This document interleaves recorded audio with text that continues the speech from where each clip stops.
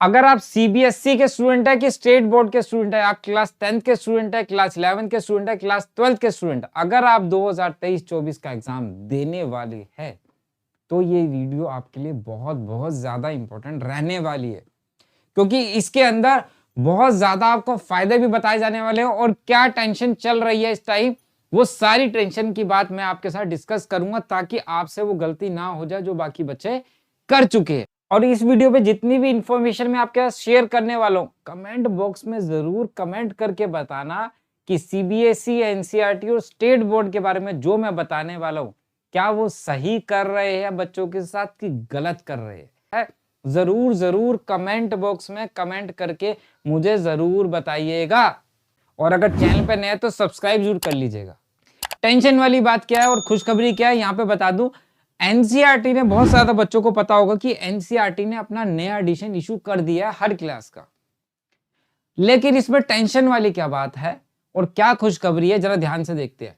ये कभी हमारे पास क्लास 10th के अंदर एक्सरसाइज 1.1 हुआ करती थी, ये पुरानी वाली है बुक है, ये न्यू वाली बुक है। अगर आप देखेंगे तो दोनों की एक्सरसाइज चेंज हो गई, यहाँ पे कुछ और क्वेश्चन है, यहाँ पे कुछ और है। क्यों? क्योंकि ये पहले हुआ करती थी 1.2 एक्सरसाइज, लेकिन अब एनसीईआरटी ने उसको कन्वर्ट करके कर दिया 1.1 और पुरानी वाली से एक्सरसाइज ही डिलीट कर दिया। चलो ये बात तो ठीक थी।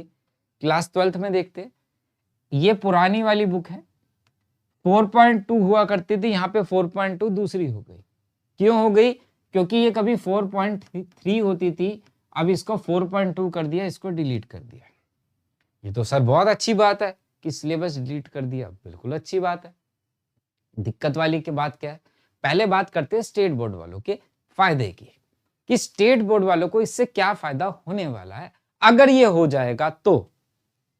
अभी कोई सर्कुलर इशू नहीं हुआ किसी ने, लेकिन इन्होंने नया एडिशन इशू कर दिया। फायदा क्या होगा इससे स्टेट बोर्ड वालों को, कि अगर ये सारी एक्सरसाइज नई बुक ऑलरेडी मेरे हाथ में है, चाहे क्लास 10th की हो कि क्लास 12th की हो, दोनों न्यू एडिशन मेरे हाथ में है। अभी तक क्या होता था बिहार बोर्ड के अंदर खासकर, कि भैया वो कहते थे कि हमारी बुक में एनसीईआरटी में एक्सरसाइज है तो हम तो भैया एग्जाम में देंगे। अब अगर ये बुक में ही नहीं होगी तो वो एग्जाम में कैसे देंगे? वो ये तो नहीं कह सकता ना कि भैया पुरानी बुक से हम तो देंगे पेपर। एनसीईआरटी अगर फॉलो जो करता है तो वो नई एनसीईआरटी, नया एडिशन फॉलो करेंगे, तो स्टेट बोर्ड वालों और सीबीएसई का सिलेबस बिल्कुल सेम हो जाएगा। जो उनको टेंशन होती थी नहीं हमारा पूरा सिलेबस आता है, लेकिन वहां पे क्या होगा भैया, अब तो सिलेबस सेम हो जाएगा क्योंकि बुक सेम हो गई। डीटी टॉपिक है ही नहीं, वो तो कट गए, हटाई दी उन्होंने बुक से। तो सिलेबस सेम होने से वो एक साथ पढ़ सकेंगे, पहला फायदा तो ये हो गया। नुकसान क्या होगा और फायदा क्या होगा इसका किसी के पास जवाब नहीं है। क्या जेई के अंदर सिलेबस कटेगा? जो एक्सरसाइज अगर एनसीईआरटी में नहीं है, 11th 12th में पढ़ा ही नहीं जा रही, तो क्या जेई के सिलेबस से वो एक्सरसाइज डिलीट हो जाएगी? क्या वो टॉपिक डिलीट हो जाएगा नीट में? क्या वो सीयूटी में नहीं आएगा? इसका किसी के पास कोई जवाब नहीं है अभी तक, क्योंकि किसी ने कोई सर्कुलर इशू नहीं किया है नेक्स्ट ईयर। अच्छा, और देखते हैं, और टेंशन वाली भाई बहुत लोचा है, बहुत गड़बड़ है। क्या गड़बड़ है यहाँ पे देखो। अगर आप यहाँ पे देखो, ये मैंने एनसीईआरटी की साइट से डाउनलोड किया उनका डिलीटेड सिलेबस। एनसीईआरटी का डिलीटेड सिलेबस क्या कहता है भैया, अभी तक सीबीएसई ने इसके ऊपर कोई नोटिफिकेशन इशू नहीं किया है, कोई सर्कुलर इशू नहीं किया है, लेकिन एनसीईआरटी ने नया एडिशन लॉन्च कर दिया, कुछ ऐड कर दिया, कुछ डिलीट कर दिया। जबकि सीबीएसई ने तो अभी तक सिलेबस बताया नहीं। अगर इन दोनों की मीटिंग हो गई थी, ये सीबीएसई का सर्कुलर है पिछले साल का, अगर इन दोनों ने बैठ के डिसाइड किया है तो भैया ये नोटिफिकेशन तो इशू कर सकते थे ना। या इन्होंने सिर्फ अपनी मर्जी से कर दिया? ऐसा तो पॉसिबल नहीं था। फिर ऐसा क्यों हुआ देखो जरा। यहां कहता है भैया डिस्ट्रीब्यूशन, प्रोबेबिलिटी डिस्ट्रीब्यूशन डिलीट है।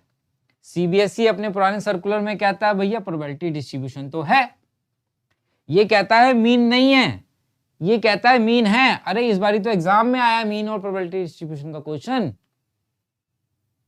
अगर ये सिलेबस इस साल का इसने दिखाया है अपने सिलेबस में, तो भैया अगर सीबीएसई ये डिसाइड कर चुका है तो सीबीएसई ने कोई नोटिफिकेशन इशू नहीं किया। तो भाई कौन जिम्मेवार होगा? अगर बच्चा मार्केट से पुरानी बुक परचेज करता है तो क्या वो दोबारा परचेज करेगा? और अगर कोई नहीं खरीदता है और सीबीएसई कहता नहीं नहीं ये एक्सरसाइज डिलीट नहीं है, हमने नहीं करी, तो बच्चा क्या पुरानी बुक फिर से खरीदेगा? और चलो उसने पुरानी खरीद भी ली, फिर वही कंफ्यूजन, कुछ डिलीट है कुछ डिलीट नहीं है।